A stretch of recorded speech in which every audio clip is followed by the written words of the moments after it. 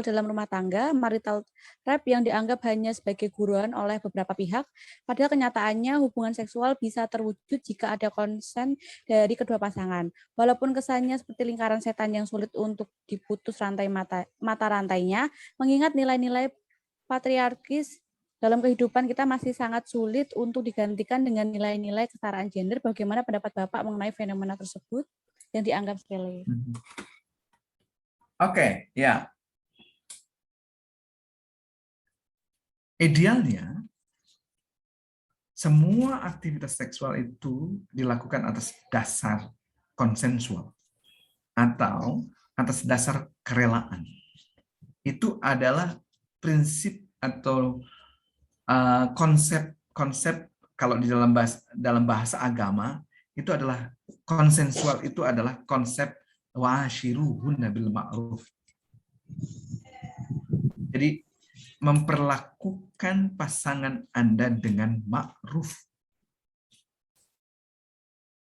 Jadi kalau ada satu pasangan yang kemudian merasa dipaksa, itu ma'ruf enggak itu? Jadi ini yang sering kali ya, sering kali di dalam masyarakat kita yang Muslim ya, sehingga kemudian ada konsep tidak di dalam Islam nggak ada itu marital rape. Ini problem karena kita mengabaikan tentang pilar-pilar perkawinan dalam Islam. Satu, bahwa di dalam Islam itu perkawinan itu adalah sebagai zawaj atau berpasangan. Maka suami istri itu seperti sayap seekor burung karena dia adalah berpasangan. Kalau salah satunya patah, maka burung itu tidak akan bisa terbang.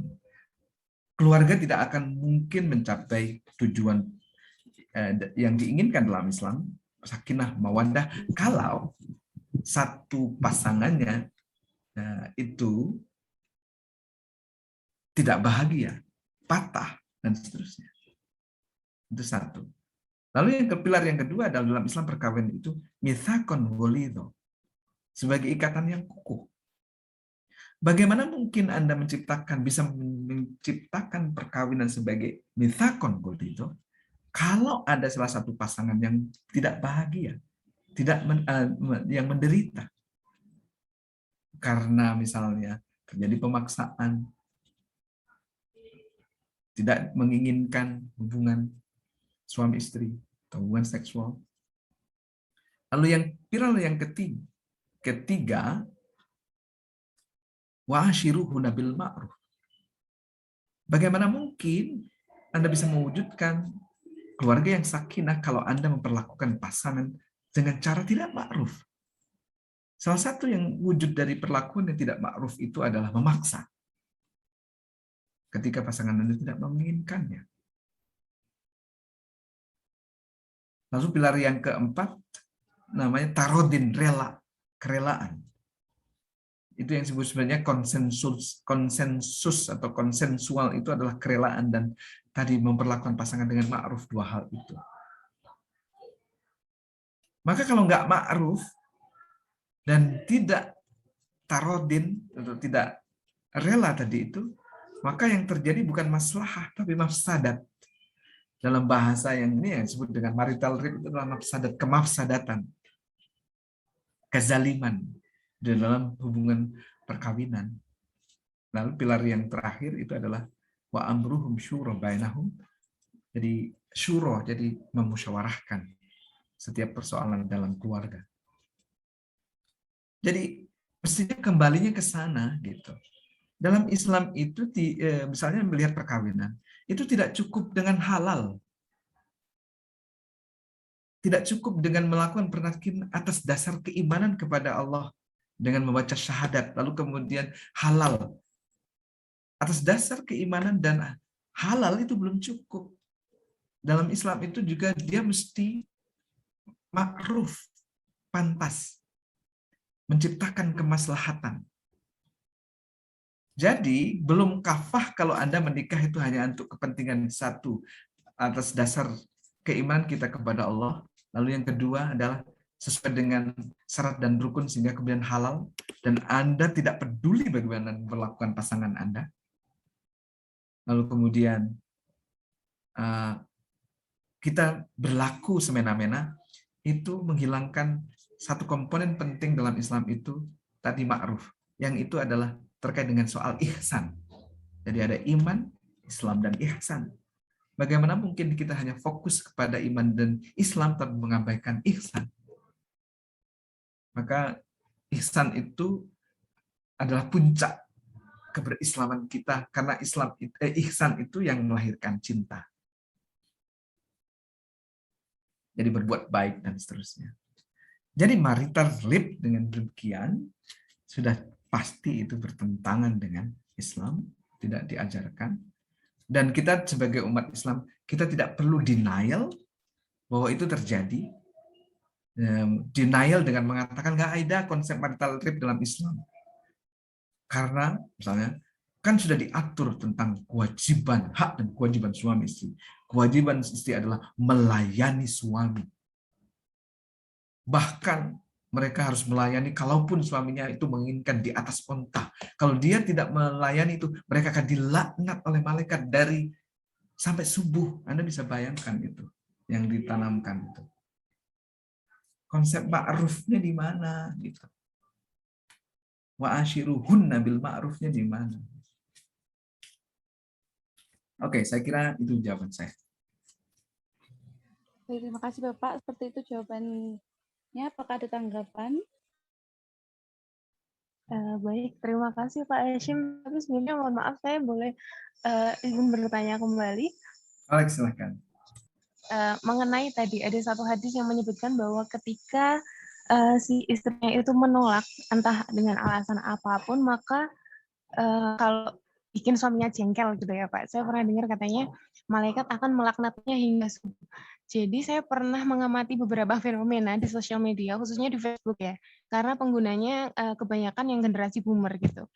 Banyak yang amit sewu menggunakan hadis tersebut sebagai alat untuk tadi nggak jauh-jauh dari marital rape seperti itu Pak. Padahal konsepnya tadi kan jenengan menyebutkan bahwa ada nilai atau value ma'ruf dalam hubungan suami istri seperti itu Pak. Tadi seperti yang dibilang bahwa konsep dari Islam sendiri itu pun kan menikah bukan hanya untuk menghalalkan hal tersebut. Tapi kenyataannya fenomena di sekitar kita pun masih banyak laki-laki yang berpegang teguh pada nilai-nilai patriarkis tadi yang akhirnya menempatkan posisi perempuan sebagai posisi kedua atau lebih kesannya sebagai objek seksual semata gitu Pak. Pendapat Bapak mengenai hal tersebut bagaimana? Terima kasih.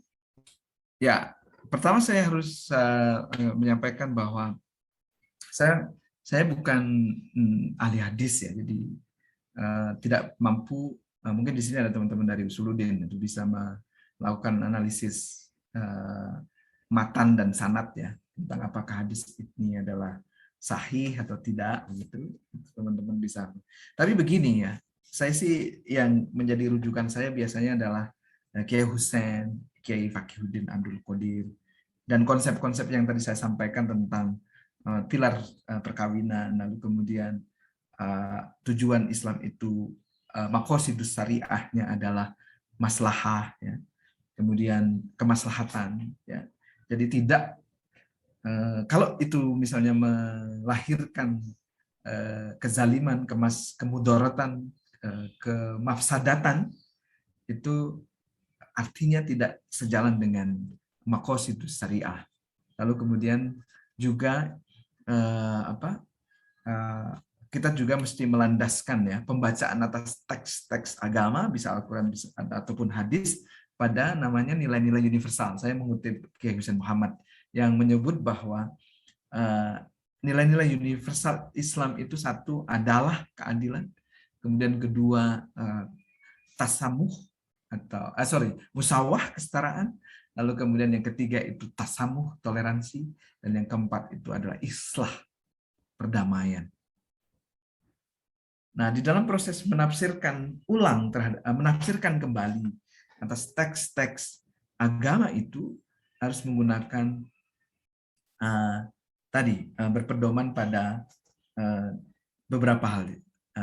Kiai Hussein selalu menyebutnya, pertama adalah konsep tauhid atau paradigma tauhidi yang menyebutkan bahwa setiap hamba selain yang esa itu adalah hamba dan kedudukannya adalah setara di hadapan Sang Khalik. Maka tidak ada laki-laki lebih tinggi dari perempuan di dalam perspektif tauhid. Kalau kita meletakkan laki-laki di atas perempuan, di antara Tuhan dan kita perempuan, dan perempuan itu adalah, kalau dalam bahasa Aminah Wadud, itu adalah syirik.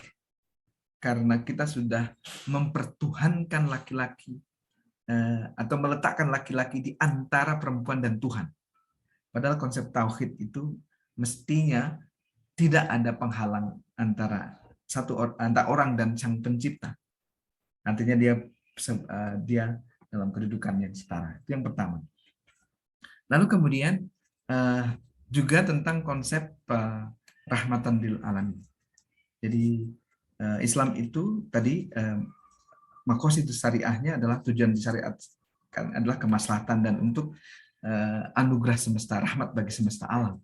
Itu. Lalu kemudian menggunakan nilai-nilai universal yang terkandung di dalam ayat-ayat yang disebut dengan muhkamat yang diturunkan di Makkah, ya, seperti tadi nilai-nilai adalah, musawah, kemudian tasamuh dan islah. Dan menurut Kiai Hussein, maka penafsiran atas Al-Quran atau hadis didasarkan pada itu. Nah, lalu kemudian Kiai Fakihuddin Abdul Qadir menjelaskan lagi, kalau ada teks yang nampaknya itu tidak adil, maka kemudian harus dibaca ulang dengan menggunakan apa yang disebut qiraah mubadalah. Jadi saya kira kemudian kita kalau menggunakan tadi itu prinsip tauhid, kemudian rahmatan lil alamin, lalu kemudian nilai-nilai universal Islam, hadis itu bagaimana? Apakah dia mencerminkan nilai adalah, mencerminkan nilai musawah, mencerminkan nilai tasamuh, mencerminkan nilai islah atau tidak? Bagaimana kalau kemudian ada hadis itu diterjemahkan menjadi memperlakukan perempuan sebagai objek, itu memenuhi nilai adalah enggak? Kalau memperlakukan perempuan semata-mata sebagai objek seks, itu musawah enggak? Dan seterusnya, dan seterusnya. Jadi saya kira konsep tentang kalau ada teks, hadis atau Al-Quran yang bertentangan dengan nilai-nilai asasinya yang dalam bahasanya Kiai Fakih itu yang asasi, bukan juz'iyah gitu ya, tapi yang saya lupa juz'iyah itu lawannya apa? Kita harus mengembalikannya kepada yang universal tadi itu. Kalau ada teks Al-Quran dan hadis yang dia sifatnya parsial, kok kemudian nilainya bertentangan dengan yang nilai universal, maka kemudian kita harus merujuk ke itu sih pendapat saya. Tadi saya sampaikan bahwa saya bukan ahli hadis, jadi saya tidak mampu analisis hadis itu dari apakah itu kritik sanad maupun kritik matan. Saya kira teman-teman dari Usuluddin ini memiliki kapasitas untuk itu. Sebelum kemudian kita melihat penafsirannya, apakah hadis ini sahih atau dhaif. Nah, kalau dhaif, kita kemudian harus menggunakan cara pembacaan baru terhadap teks itu, yang tadi sejalan dengan nilai-nilai universal Islam, seperti yang dipaparkan oleh Kiai Hussein Muhammad. Saya kira itu